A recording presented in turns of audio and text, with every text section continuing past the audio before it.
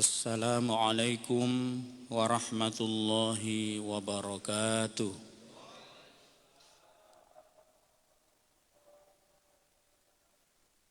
Bismillahirrahmanirrahim. Alhamdulillahi rabbil alamin. Wabihi nasta'inu ala umurid dunya waddin. Assalatu wassalamu ala asyrafil anbiya'i wal mursalin. Sayyidina wa habibina wa syafi'ina wa qurrati a'yunina Nabiyina Muhammadin sallallahu alaihi wasallama wa ala alihi wa azwajihi wa dzurriyyatihi wa qarabatihi wa ahli baitihi wa ashabihi wa atba'ihi wa ikhwanihi minal anbiya'i wal mursalin wasyuhada'i wassalihin wal malaikatil muqarrabina wa ila jami'il ulama'il ladzina ballaghuna dinal islam thumma ila jami'il ulama'il amilina wal mukhlisina fid din wa ila jami'i awliya'illahi la khafun alaihim wa lahum yahzanun wa khususan ila sultanul awliya Syekh Abdul Qadir Al-Jilani rahimahullahu ta'ala wa ila jami'il muslimina wal muslimat wal mu'minina wal mu'minat al ahya'i minhum wal amwat min masyariqil ardi ila magharibiha fi barrika bahrika min ummati Muhammad. Allahumma ighfir lahum warhamhum wa'afihim wa'fu anhum. Allahumma ighfir lana dhunubana wa kaffir anna sayyiatina wa tawaffana ma'al abrar. Allahumma ya Rahman ya Rahim irhamna birahmatika ya Allah wa ya Sami'u ya Basir. Istajib du'ana wa taqabbal a'malana wa ya Hannanu ya Mannan a'tina ma qad sa'alna wa barik fi hayatina wa ya muyassiral umur yassir lana umurana min umurid dunya wal akhirah yassir wa la tu'assir wa bi ijabatika jadir wa hajatuna kathir syai'ul lillahi lana wa lahumul fatihah.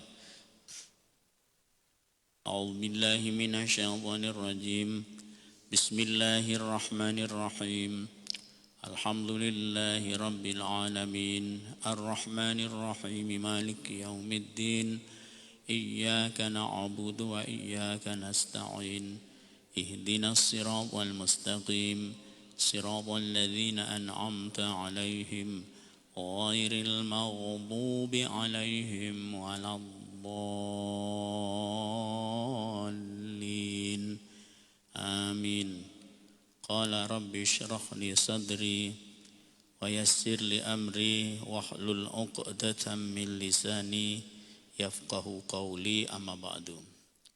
Bapak Ibu yang kami hormati, jamaah salat subuh, saudara-saudara kaum muslimin muslimat yang dirahmati oleh Allah Subhanahu wa taala. Sehat, kesempatan, umur dan usia waktu yang Allah berikan pada pagi hari ini, mudah-mudahan saja terus Allah berikan sampai akhir hayat nanti, sehingga kita akan selalu berada di atas keistiqomahan dalam kebaikan dan istiqomah iman kepada Allah Subhanahu wa taala. Itu sebenarnya harapan yang paling kita harapkan pada Allah Subhanahu wa taala, dan semoga saja Allah terus menjadikan kita bagian orang-orang yang terus memakmurkan masjid kita ini, karena termasuk satu amaliyah yang paling mulia di sisi Allah adalah orang-orang yang memakmurkan masjid di dalam hidupnya. Termasuk ciri-ciri orang yang beriman kepada Allah pun adalah orang-orang yang memakmurkan masjid. Ya. Mudah-mudahan saja kita oleh Allah dijadikan orang-orang yang di masa hidup ini itu betul-betul kita gunakan umur dan usia ini hanyalah untuk mengabdi kepada Allah Subhanahu wa taala. Namun tetaplah kita bersyukur kepada Allah, karena semua apapun yang kita punya dalam hidup ini, sehat, kesempatan, dan juga umur, itu hanyalah pemberian nikmat yang Allah berikan kepada kita. Kita boleh menikmati semua apapun yang Allah berikan pada kita. Bersenang-senang di dalam hidup ini kita boleh, ya, menikmati umur, menikmati kesehatan, menikmati rezeki, ya. Kita bersenang-senang dengan melakukan apapun itu boleh. Tetapi jangan sampai melupakan satu hal, bahwa semua perjalanan kehidupan manusia itu sama pada akhirnya, pada ujungnya. Yang muda, yang tua, laki-laki, perempuan, bapak-bapak, ibu-ibu, yang kaya, yang miskin, dan berprofesi apapun. Mau jadi pejabatkah, mau jadi pengusahakah, mau jadi orang biasakah, bahkan mau menjadi ustadzkah, kiaikah, itu semuanya sama perjalanan hidupnya, yaitu akan menuju mendekati kepada kematian. Itu yang jangan sampai kita lupakan, ya, di dalam hidup ini. Justru menurut Imam Asyuti bahwa seseorang seharusnya kalau sudah memasuki umur 40 itu harus sering ingat pada kematian, ya, agar dia tidak terus terlalaikan di dalam hidupnya. Karena seseorang yang dia terlalu bersenang-senang di dalam kehidupan ini, itu pasti akan lupa akan kematiannya. Sehingga seseorang yang dia sudah lupa akan kematiannya, maka tentunya dia lupa akan beramal, ya. Dia lupa untuk ingat kepada Allah Subhanahu wa taala. Mudah-mudahan saja kajian dan pengajian kita pada pagi hari ini itu adalah satu hal yang dapat mengingatkan kita kepada kematian. Karena memang semuanya akan ke situ, muslimannya. Semuanya manusia itu akan menuju kematian. Mau tidak mau, suka tidak suka, bisa tidak bisa, siap tidak siap, semuanya pasti akan mati. Dan mati itu tidak pernah berjanji kepada siapapun. Tidak harus menunggu sakit yang parah, tidak harus menunggu mungkin kecelakaan, ya. Tidak harus menunggu tua, ya. Tetapi kalau sudah sampai waktunya, maka siapapun akan meninggal, ya. Dan kematian itu juga tidak harus berada di tempat kita tinggal, ya. Karena terkadang ada orang yang tinggalnya di Batam, meninggalnya di luar Batam, ya. Ada orang yang tinggalnya di Jawa, meninggalnya di Batam. Banyak kejadian seperti itu, ya. Baru-baru saja dapat 1 minggu mungkin di perumahan Beverly, kan, ya. Di situ kebetulan kami diundang acara tahlilan, ya. Ternyata yang meninggal 1 minggu, yang meninggal setelah itu bukan orang Beverly, orang Jakarta. Dia berkunjung ke anaknya. Sampai dari Jakarta sehat-sehat saja, ya. Sampai ke Batam sehari 2 hari, nah, itu mulai terasa sakit, ya. Dan sampai akhirnya tak lama dari itu, seminggu mungkin dia meninggal, ya. Itu artinya apa? Bahwa kematian itu tidak harus, ya, tidak harus di tempat kita tinggal.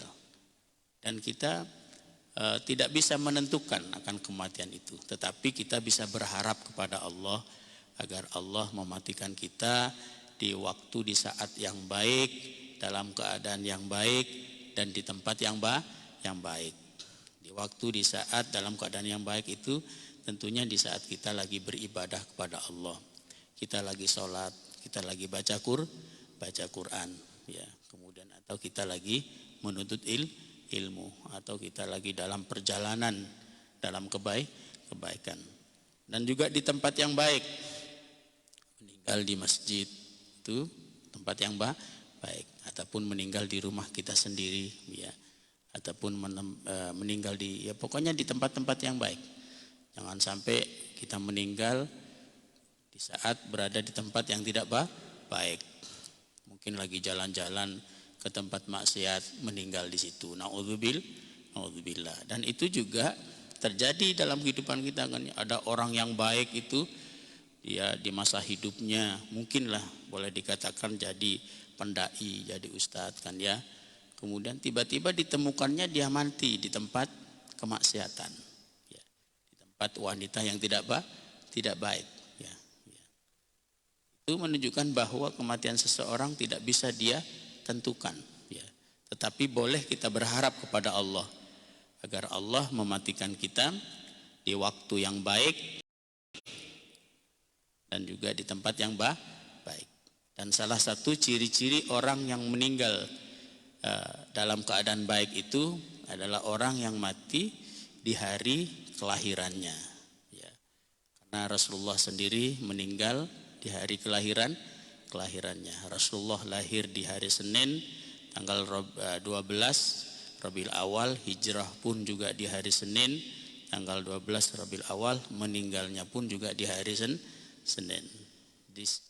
Menurut ulama secara zahir bahwa kalau ada seseorang, asalkan dia orang yang beriman kepada Allah, dia meninggal di hari kelahirannya, entah itu hari Selasa dia lahir, kemudian meninggalnya di hari Selasa, itu pertanda, petunjuk bahwasanya orang itu adalah bagian daripada orang-orang baik. Insya Allah orang itu menjadi husnul khotimah, ya. Dan juga orang yang meninggal di hari Jumat, karena memang ada jaminan orang yang meninggal di hari Jumat itu akan dibebaskan dari siksa kubur oleh Allah Subhanahu wa taala. Ya, mudah-mudahan saja kita berharap kepada Allah itu juga oleh Allah kita dimatikan di hari yang baik, ya, di saat yang baik dan di tempat yang baik. Amin ya rabbal alamin.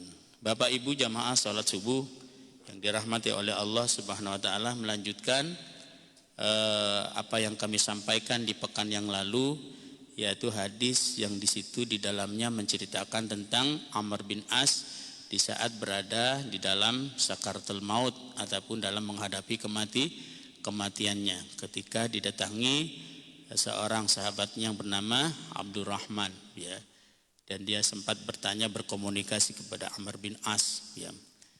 Amr bin As itu menyampaikan kepada dia sahabatnya bahwa sebelum dia meninggal, ya, dia sempat menangis terseduh-seduh, kan ya.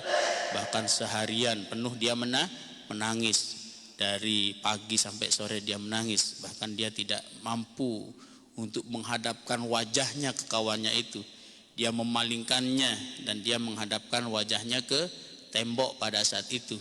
Sampai akhirnya anaknya pun juga bertanya, terheran-heran dia, kenapa kok ayahnya seperti itu, ya, keberadaannya. Nah, itu disangkanya, diduganya oleh anaknya itu, ia tidak mendapatkan kabar baik dari Rasulullah SAW akan kematiannya, akan tempatnya. Karena memang Rasulullah itu suka selalu memberikan kabar yang baik kepada para sahabat-sahabatnya, ya, akan kematiannya, bahwa kalian semua nanti akan menjadi ahli surganya Allah Subhanahu wa ta'ala. Sehingga membuat para sahabat, para kaum muslimin, orang-orang yang ada pada saat itu yang setia kepada Rasulullah SAW, itu tumbuh semangat dia untuk berjuang membela agama Allah, tumbuh semangat untuk beribadah kepada Allah SWT. Kenapa? Karena sudah ada berita baik dari Rasulullah SAW. Rasulullah pun juga menyampaikan itu juga dari Allah Subhanahu wa ta'ala. Nah, ini Amr bin As itu dia di saat berada di dalam lemahnya dirinya, di masa sakitnya menuju pada kematiannya, atau di saat berada menghadapi sakaratul maut, itu dia nangis terseduh-seduh, ya, dari pagi sampai sore. Bahkan ketika didatangi kawannya itu pun dia tidak berani untuk menghadapkan wajahnya ke kawannya itu. Dia justru malah memalingkan wajahnya itu, menghadapkan wajahnya itu ke tembok dinding kamarnya pada satu, sehingga sampai membuat anaknya terheran-heran. Sampai anaknya bertanya kepada dia, ayahnya itu, kata anaknya, apakah Rasulullah tidak memberikan kabar baik kepadamu tentang nanti kematianmu, apakah menjadi ahlu surganya Allah ataukah malah sebaliknya. Tetapi kata Amr bin As itu, bukan itu yang aku tangisi, aku sedihkan, tetapi aku ingat masa-masa laluku, ya. Jadi dia teringat akan masa-masa lalunya di masa dia belum masuk Islam, karena dia menjadi orang yang terdepan membenci Rasulullah sallallahu alaihi wasallam, sampai dia mengatakan kepada kawannya, dulu sebelum saya masuk Islam tidak ada satupun orang yang saya benci dalam hidup ini kecuali Muhammad, dan tidak ada satu hal yang saya senangi pada diriku ini kecuali saya berhasil untuk mencelakai dan bahkan membunuh Muhammad, ya. Itu yang dia terus teringat, ya, akan dosa-dosanya, ya, selain daripada dosa-dosa yang lainnya, ya. Kemudian akhirnya anaknya pun juga memberikan satu nasihat dan juga kawannya akhirnya memberikan nasihat kepadanya. Akhirnya dia juga mengatakan bahwa untung saja saya bertemu dengan Rasulullah, dan pada saat itu Allah memasukkan Islam ke dalam hatiku, ke dalam dadaku, sehingga terbukalah hatiku itu untuk masuk agama Islam. Sampai saat itu berbaiat kepada Rasulullah sallallahu alaihi wasallam. Sampai dia mengatakan kepada Rasulullah, ya Muhammad, maka saya akan menerima baiatmu asalkan engkau memenuhi syarat dan permintaanku. Sampai Rasulullah terheran-heran, apa itu permintaannya, apa syaratnya itu? Wahai Amr bin As, kata Rasulullah, permintaan saya agar engkau mengampuni segala dosa-dosaku dan kesalahanku. Hanya itu saja, karena saya terlalu banyak, terlalu sering untuk berbuat salah, berbuat dosa kepadamu. Dia sadar bahwa dosa-dosa dan kesalahan-kesalahan yang ia perbuat pada orang lain itu tidak akan diampuni oleh Allah selagi orang itu tidak memaafkan. Jadi ini penting dan juga pelajaran bagi kita, ya. Jadi kesalahan dan dosa-dosa yang kita perbuat pada orang lain, apapun itu bentuknya, itu justru haruslah kita itu lebih istilahnya untuk menyesali, ya. Dan berusaha kita itu untuk meminta maaf kepada orang itu. Kenapa? Karena yang lebih berat di sisi Allah akan dosa-dosa kita itu bukan dosa-dosa kita kepada Allah, tetapi dosa-dosa dan kesalahan kita kepada orang lain. Selagi orang itu yang pernah kita salahi, yang pernah kita zalimi, itu dia tidak memaafkan, maka sampai mati pun kita akan menanggung dosa itu. Maka begitu penting bagi kita. Hubungan kita di dunia ini hanya ada dua arahannya. Pertama hablum minallah, yang kedua hablum minan nas. Begitu juga pertanggungjawaban kita kepada diri kita di dunia ini hanya ada dua nanti ketika kita dipertanggungjawabkan di hadapan Allah, yaitu haqqullah dan hakun nas. Haknya kita kepada Allah dan haknya kita kepada manusia. Jangan dianggap remeh, jangan dianggap enteng, ya, akan kesalahan kita kepada orang lain. Justru itulah nanti mungkin sekalipun kita ahli ibadah, kita ahli sholat, kita ahli jamaah, kita ahli baca Quran, tapi ternyata banyak sekali kesalahan-kesalahan kita kepada orang itu nanti yang akan menjadi penghalang akan mendapatkan nikmat dari Allah, yang akan menjadi penghalang akan masuknya surga kita yang Allah siapkan. Oleh karena itu maka penting bagi kita ini untuk ketika kita berbuat salah kepada orang, kita ingat-ingat, maka haruslah kita segera untuk meminta ridho dan untuk meminta maaf kepada orang lain. Jadi ketika Rasulullah mendengar akan ucapannya Amr bin As pada saat itu di masa hidupnya, dia mengatakan, ya Muhammad, saya akan masuk Islam dan saya akan mau dibaiat, ya, olehmu untuk masuk Islam asalkan engkau memenuhi permintaanku, engkau memenuhi syarat yang aku syaratkan. Apa itu kata Rasulullah? Engkau harus mengampuni segala kesalahan-kesalahanku. Oke, kata Rasulullah. Kemudian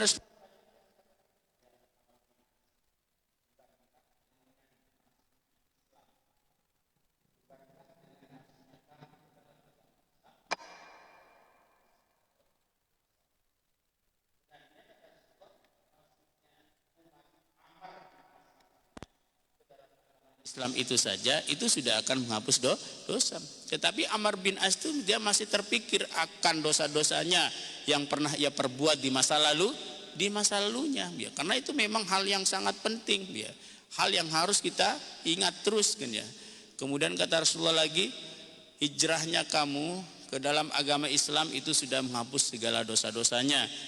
Kemudian masuknya kamu ke dalam agama Islam itu juga sudah menghapus segala dosa-dosa. Setelah mendengar akan hal itu, maka baru Amr bin As itu dia merasa tenang dan senang akan apa yang disampaikan oleh Rasulullah SAW. Kemudian kata di sini bahwa ketika Amr bin As itu sudah dia masuk ke dalam agama Islam dan sudah tertanam di dalam hatinya kecintaannya kepada Allah, kecintaannya kepada Nabi Muhammad SAW, maka berbanding terbalik. Yang awalnya dulu dia sebelum masuk Islam masih dalam kejahiliaan, kekafirannya, kan, ya. Ada 3 hal kata Amr bin As yang paling saya suka dalam hidup ini, di antaranya adalah saya sesuatu hal yang paling saya cinta, yang paling suka itu ketika saya berhasil membunuh Rasulullah. Tidak ada seseorang yang paling saya benci dalam hidup ini kecuali Rasulullah. Itu di saat dia berada di dalam kekafirannya, di masa jahiliyahnya. Tetapi ketika dia sudah mendapatkan iman, sudah mendapatkan hidayah dari Allah, justru malah berbanding terbalik, ya.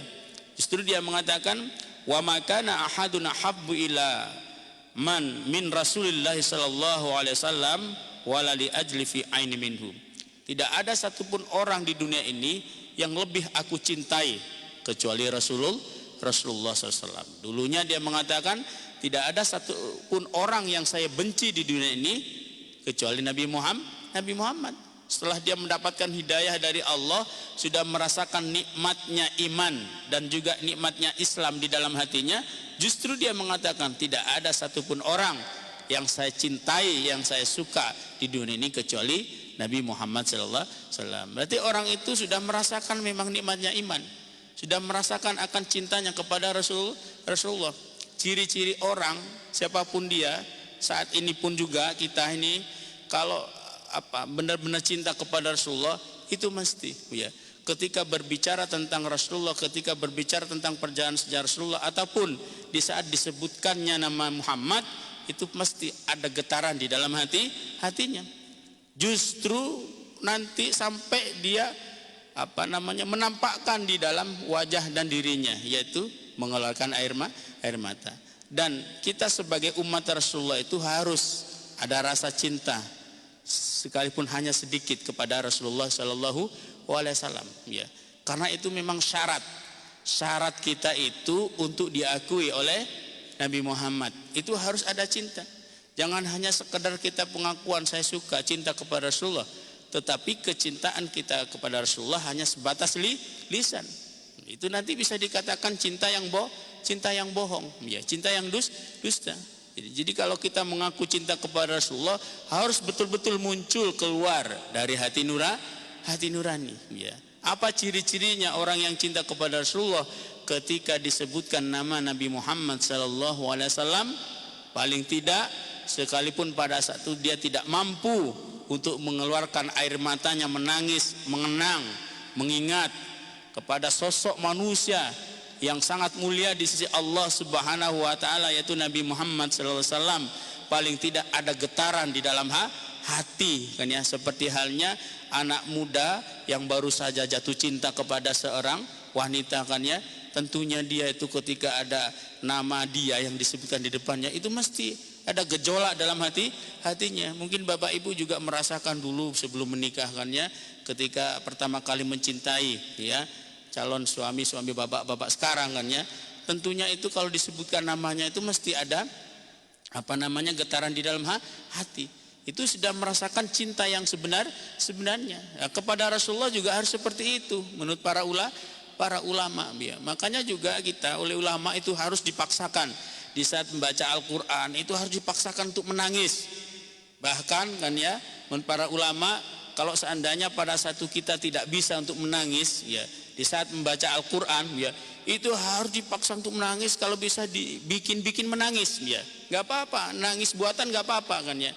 Itu untuk memancing reaksi hati. Seperti apa sebenarnya hati saya ini? Apakah di saat saya membaca Al-Quran, ataupun di saat saya beribadah, ataupun ketika saya terdengar akan nama Muhammad, disebutkan nama Muhammad sallallahu alaihi wasallam, itu ada enggak responnya hati? Ya, ini harus diuji coba oleh kita sendiri kan ya. Kalau di saat kita sholat, kemudian di saat kita baca Quran, ataupun di saat kita berzikir, di saat disebutkan Nabi Muhammad, itu tidak ada responnya hati, berarti hati kita itu keras pada saat itu. Ya, tujuannya kita sholat itu untuk memancing hati kita akan menjadi hati yang khusyuk. Hati yang khusyuk itu hati yang mudah bersedih, hati yang mudah menangis ketika dia mendengar disebutkannya nama Allah, ataupun ketika mendengar bacaan-bacaan Al-Quran, apalagi bacaan Al-Quran yang dibacakannya itu adalah ayat-ayat yang menerangkan masalah siksa. Harus sebenarnya ada respon di dalam hati kan ya. Seperti halnya yang yang dialami oleh orang-orang terdahulu dan juga para sahabat-sahabat ketika membaca Al-Quran, itu dia di tengah-tengah dia membaca, itu dia sambil meneteskan air mata. Di saat yang dibaca itu adalah ayat-ayat yang menerangkan masalah siksa. Begitu juga di saat membaca Al-Quran, dia menampakkan wajah yang berseri-seri, kayak senang pada saat mendapatkan kegembiraan. Itu ketika membaca ayat-ayat Al-Quran yang di dalamnya itu berisikan tentang janji-janji Allah ya, akan kenikmatan dan juga surganya. Seharusnya harus seperti itu kita ketika membaca Al-Quran ya. Tapi kadang kita kan sebaliknya kan ya, baca Al-Quran saya menangis juga baca Al-Quran ya. Tetapi justru menangisnya itu ketika yang kita baca itu malah ayat-ayatnya yang menerangkan tentang masalah kenikmatan. Loh kok kebalik ya? Karena saya menangisnya Pak, saya baca Al-Quran itu sambil teringat masalah-masalah saya, hanya saya menangis. Itu bukan menangisnya karena ayatnya, tetapi menangisnya mungkin karena dia ingat masalahnya. Bukan seperti itu yang diharapkan. Kita baca Al-Quran memang langsung ada respon. Bahkan menurut para ulama dipaksakan harus menangis, bahkan harus buat menangis. Tujuannya untuk memancing hati agar hati kita itu tidak terus menjadi hati yang keras. Kalau hati kita udah keras itu sekalipun kita rajin sholat, tak bisa kita khusyuk di situ, tak bisa menciptakan khusyuk, tak bisa ya. Kita sekalipun sholatnya sholat sunatnya rajin kan ya, kemudian sholat jamaahnya pun juga sergap ya, tetapi hati ini kalau keras, maka di saat sholat pun kita akan lalai. Itu yang tidak diharapkan. Yang seharusnya hati yang lembut itu, apalagi di saat sholat, ketika saat membaca Al-Quran pun, ataupun di saat disebutkannya Nabi Muhammad SAW, maka di situ ada getaran dia, ada kekhusyukan di dalam hatinya. Bagaimana cara untuk menciptakan itu? Pertama,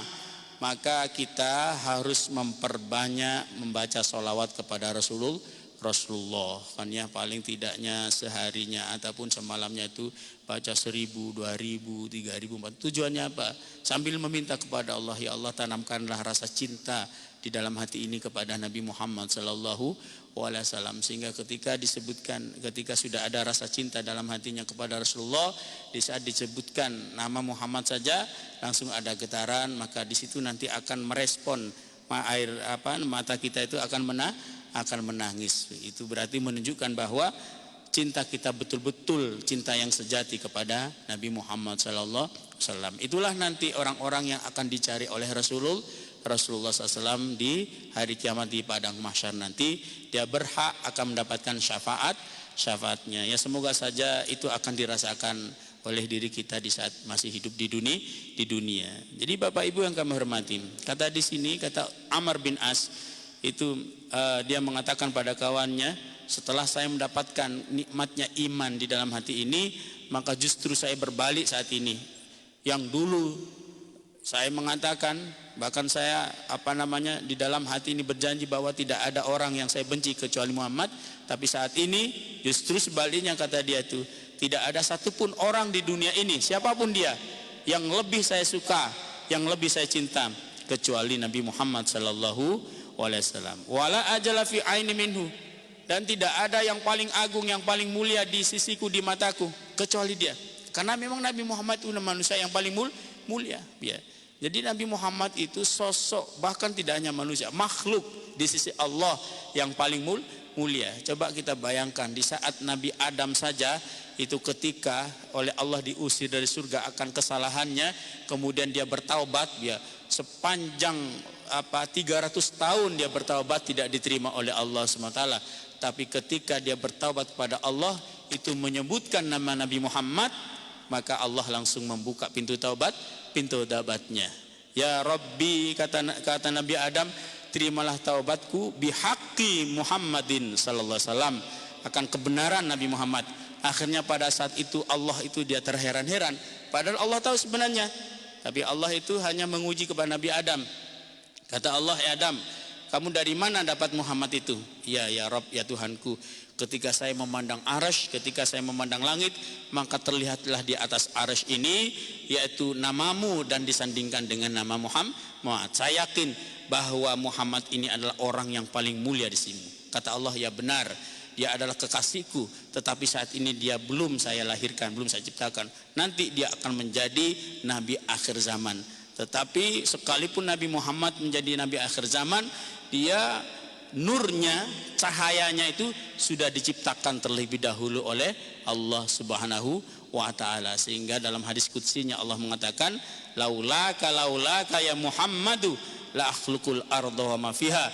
Kok seandainya tidak karena engkau Muhammad, saya tidak akan ciptakan alam semesta ini dan seluruh isinya. Oleh karena itu maka Muhammad itu merupakan satu manusia yang termulia di sisi Allah, ya. Maka wajib bagi kita itu untuk juga memuliakannya. Tidak hanya memuliakan Nabi Muhammad, tetapi juga memuliakan keluarga-keluarganya Nabi Muhammad, anak-anaknya Nabi Muhammad, ya. Ibarat itu kalau seandainya kita memuliakan seseorang, tentunya pasti kita juga akan memuliakan keluarganya. Makanya jangan sampai kita terlalu mudah mengatakan bahwa pamannya Nabi Muhammad itu kafir, kemudian ayahnya Nabi Muhammad itu neraka, kan ya. Itu jangan terlalu mudah.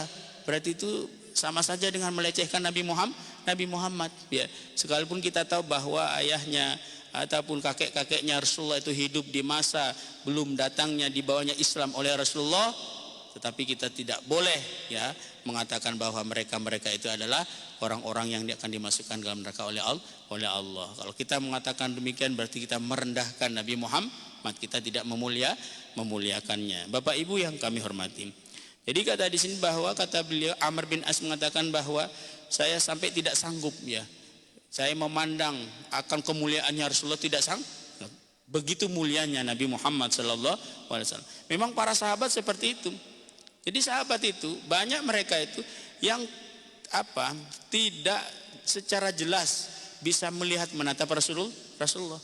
Dari mulianya Rasulullah itu, maka sahabat-sahabat ketika dia akan memandang wajahnya itu tidak sanggup sampai merundukkan wajahnya. Makanya Sayyidina Ali ketika ditanyakannya oleh salah satu sahabat, ya Ali, kan Ali yang sering berkumpul dengan Rasulullah karena dia menantunya, ya sepupunya, ya juga sahabatnya. Sayyidina Ali sepupu Rasulullah karena anak daripada Abu Thalib. Sayyidina Ali juga menantu Rasulullah karena menikah dengan Siti Fatimah. Sayyidina Ali juga menjadi sahabat yang terdekat Rasulullah. Bahkan Rasulullah mengatakan, ana madinatul ilmi wa Ali babuha. Saya kotanya ilmu dan Ali pintu gerbangnya, ya. Makanya sampai ada golongan-golongan Syiah itu yang terlalu mengkultuskan Sayyidina Ali, ya, terlalu fanatik terhadap Sayyidina Ali karena dari kepercayaannya kepada Sayyidina Ali, ya. Jadi ketika sahabat bertanya kepada Sayyidina Ali, seperti apa sih wajahnya Rasulullah? Saya tak bisa menggambarkan wajahnya Rasulullah itu sekalipun saya selalu bersama dengannya. Jadi alam semesta dunia ini dan seluruh isinya masih jauh lebih mulia wajah Rasulullah sallallahu alaihi wasallam dari mulianya wajah Rasulullah. Makanya kalau kita itu sering membaca sejarah Rasulullah ataupun sering kita mendengar penyampaian Rasulullah, mesti nanti lambat laun hati kita itu akan tersentuh. Dan itu penting, menyentuhkan hati ini untuk menanamkan rasa kecintaan kita kepada Nabi Muhammad sallallahu alaihi wasallam, ya. Bapak Ibu yang kami hormati. Kemudian kata di sini walau muttu wa ma kuntu atiku an amla aini minhu ijlalan lahu. Dan saya tidak sanggup untuk mengatakan, ya, dari penuhnya mataku ini akan kemuliaan Rasulullah sallallahu alaihi wasallam. Tak sanggup untuk menceritakan, ya, apa yang saat ini kita pujikan kepada Rasulullah dalam bentuk salawat itu bagian kecil. Dan kita boleh, kan, ya, untuk memuji Rasulullah itu dengan hal-hal pujian apapun yang kita punya. Engkau bagaikan matahari, engkau bagaikan bulan, itu kan pujian, kan, ya, seperti hanya yang ada di dalam Al-Bar Zanji. Anta syamsun anta badrun anta nurun fauqa nurin anta iksiru wa ghali anta misbahus suduri. Itu kan artinya itu pujian. Anta syamsun anta badrun, ya Muhammad, engkau kasyamsi, seperti matahari, sinarnya menerangi bumi, menerangi kegelapan. Wa anta badrun, dan engkau bagaikan bulan, dia memberikan sinar yang menyejukkan. Anta iksir wa ghali, engkau bagaikan kayu iksir yang mahal. Iksir itu kayu, satu-satunya kayu yang keberadaannya di dalam surganya Allah, dan dia mahal memang, kan, ya.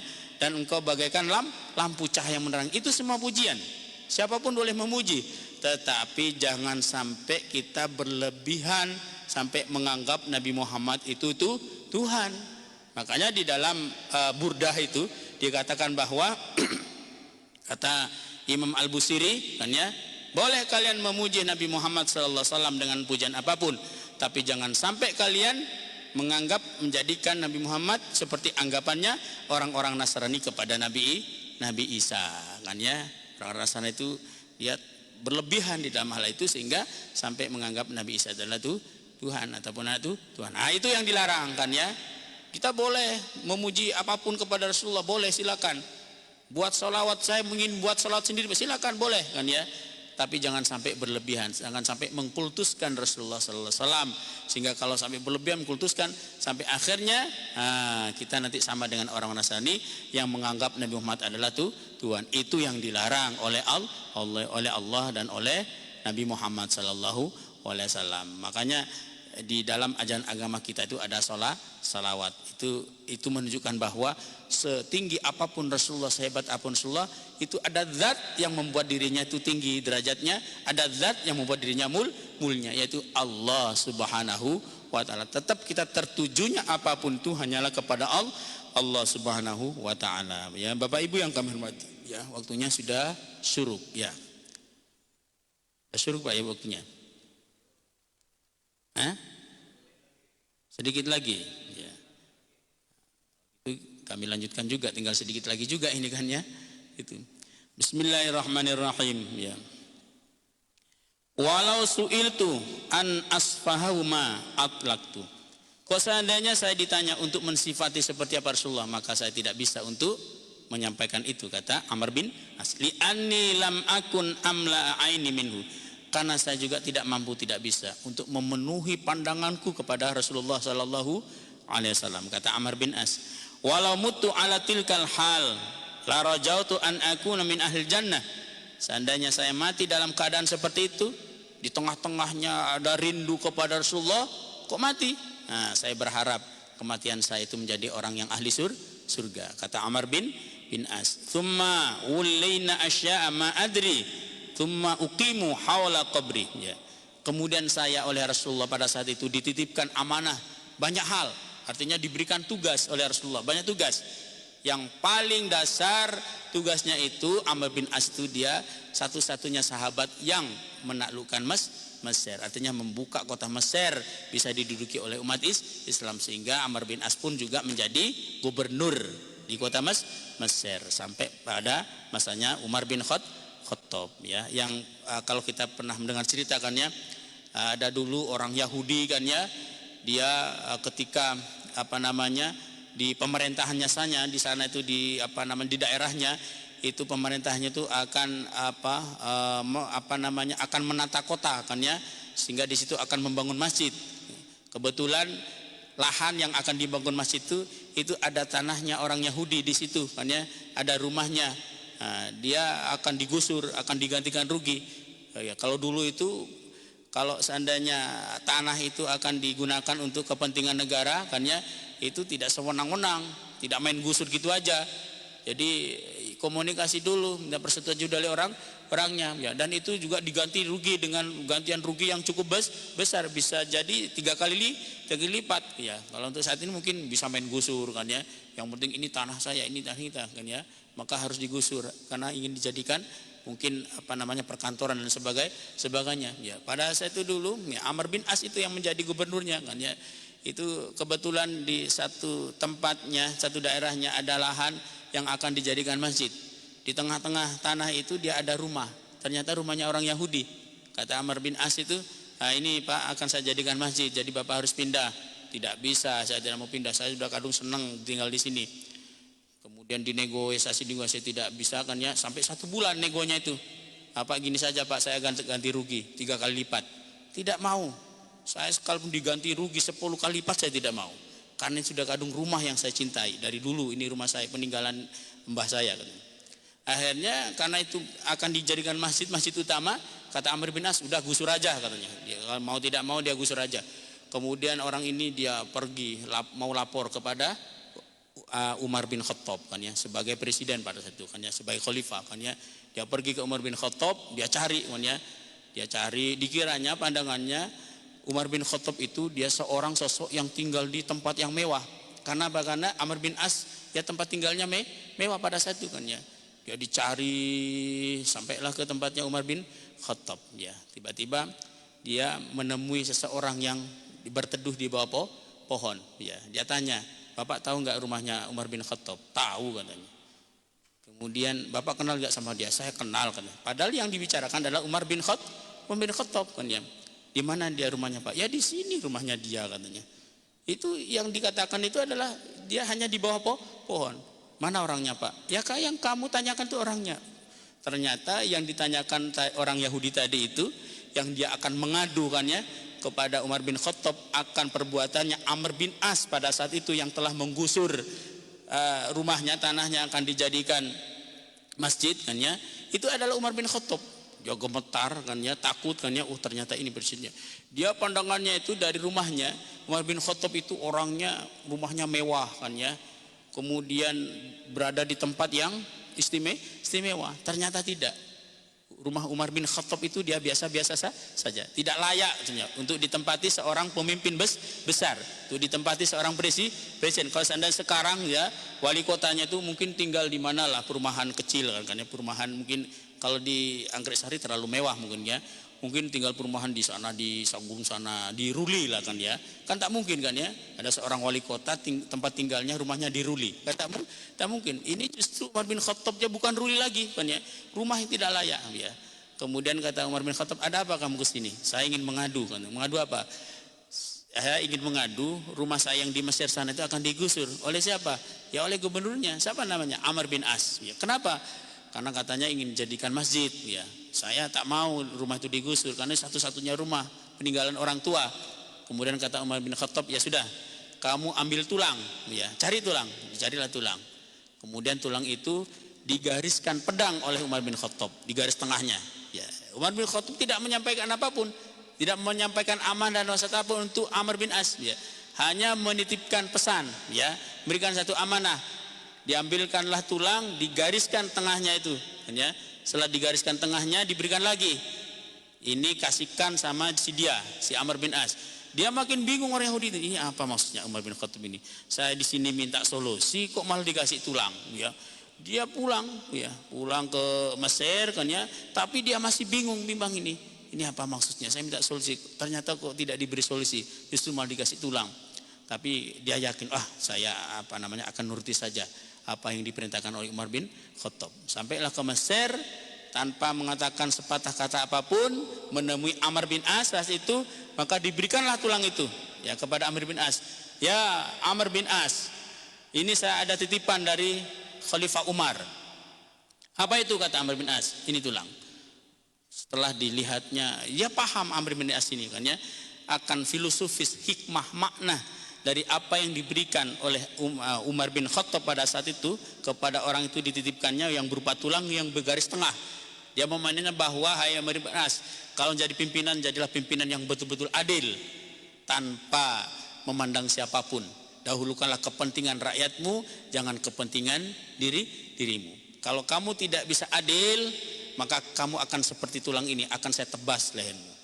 Maknanya begitu dalam. Ketika disodorkan tulang itu oleh orang Yahudi dan dia Sayyidina Amr bin As, dia memahaminya, dia langsung menangis dan takut ya. Langsung gemetar pada satu.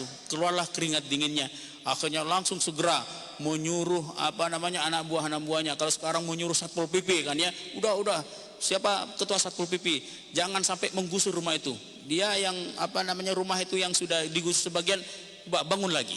Akhirnya tak jadi digusur ya, seperti itu. Jadi itu kejadian itu dialami oleh Amr bin As yang pada saat itu masih menjabat sebagai gubernurnya di daerah Mesir sana itu. Amr bin As itu diangkat oleh Sayyidina Umar menjadi gubernur Mesir, kemudian dipecat oleh Sayyidina Utsman bin Affan ya, digantikan dengan yang lainnya. Karena sepeninggalnya Rasulullah itu mulai kacau di situ perpolitikan di antara para sahabat. Makanya sampai terjadi satu